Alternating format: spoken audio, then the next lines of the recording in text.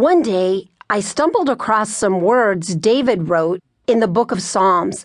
My mouth dropped open as I absorbed his tone, and a quiet sigh settled over the stained patio furniture I was sitting on as I read.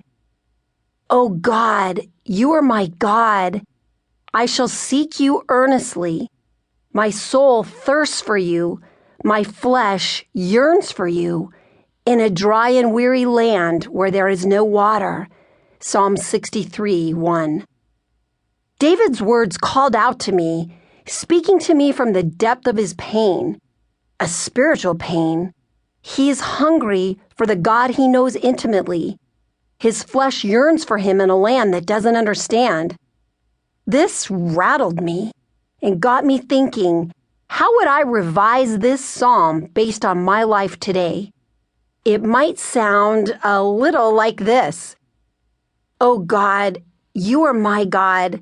I shall try to see you in my day if I have time, but if I don't, you know I'm winking at you. My soul thirsts for Diet Cokes, lattes, and sweet tea. I'm not really sure what thirsting for you looks like. My flesh yearns to be beautiful, in shape, fat-free. My flesh yearns for acceptance and accolades, an insatiable need for cheerleading. There's a lot of water in my life, bottled, sparkling, and lemon spritzed, but I don't often drink it. I like it, but I'm not weary over needing it."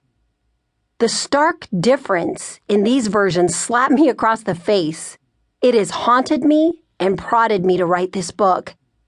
I believe there's a deep place of engaging God, of needing Him, wanting Him, and enjoying Him.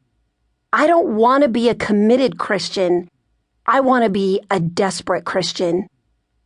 Are we experiencing this longing and desperation throughout our days? Or are we mildly satisfied with life, crying out when things get tough, and then settling back into a marginal understanding and compliance with the predictable Christ? We are built for a spirit hunger, designed to thirst for a God who quenches. So why do we settle for crumbs under the table like dogs? Part of our settling circles back to an iconic message that we've either heard or uttered at some point in our lives. This is the best it's going to get. I better get used to it. A woman I met was sharing how she felt trapped in her marriage. She was a writer, and after a profound encounter with God, she wanted to pen a book titled, "Trapped in a Bad Marriage? Paint the Cage Gold." Although I love this title, it's not a clear picture of what God invites us to. We're invited to so much more than a golden cage. I've always been a bit awkward at romance. The first boy who ever caught my eye was Tom Kerr. He was a blonde-haired, blue-eyed troublemaker, and all the girls in third grade were crazy about him. On the days when our teacher changed this seating arrangement, I swear you could hear silent prayers being offered. "Please let me end up in Tom's row." My problem was that although I did get those coveted seats a few times that year, I was just coming off a 2-year stint in remedial pullouts because I struggled in reading and math. "Okay, God," I bargained, "maybe in a year or two I'll be popular enough to get a look from Tom." In 5th grade, my dream finally came true.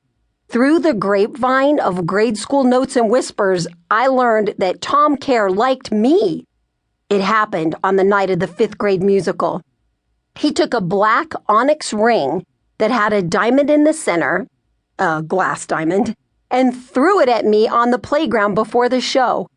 No words were exchanged, but the throw was tender. That single event changed the course of our entire 5th grade class. Boys were throwing rings at girls left and right. There were no conversations, but a lot of ring-wearing 5th graders who declared themselves going steady.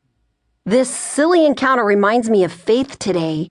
We've got the rings on, but we have no idea how to engage the ring giver. Could it be that we long for a romance with God, but we're too tired, wounded, realistic, or skeptical to accept one?